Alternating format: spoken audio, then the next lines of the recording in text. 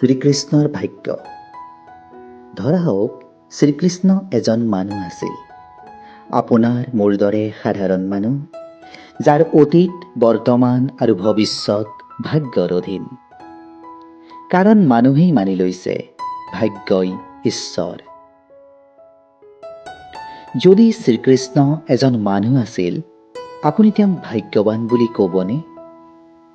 এটি শিশু যাক ত্যাগ কৰিছিল আত্মীয়জনে জন্মলগ্নতে, যি পাৰ কৰিছিল শৈশৱ আৰু কৈশোৰ মৃত্যুৰ সতে খেলি খেলি, আপুনি তেওঁকো ভাগ্যৱান বুলি ক'বনে?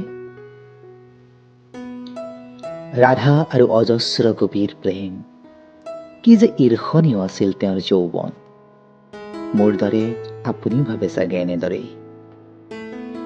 কিন্তু তেওঁই কৈছিল স্থিতপ্ৰজ্ঞাৰ কথা, যাক জীৱন সংগ্ৰামে শিকাইছিল কোনো কথাতে সুখী আৰু কোনো কথাতে দুখী নহ'বলে।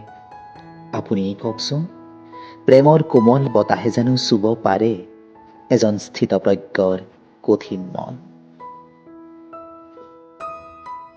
তেওঁ জীৱনকালত পাৰ হৈছিল সকলো আত্মীয়ৰ শ্মশান, তথাপিও মৃত্যুসুৰ বজা নাছিল তেওঁৰ বাঁহীত। সেই সুৰ আছিল প্ৰেমৰ সুৰ, জীৱনৰ সুৰ।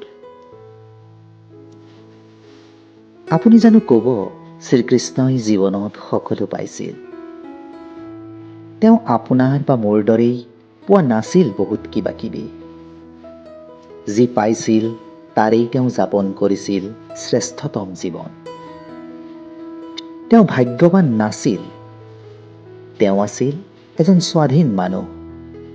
ভাগ্যৰ সতে যুঁজি যুঁজি তেওঁ হৈ পৰিছিল ঈশ্বৰ, এজন সংগ্ৰামী ঈশ্বৰ।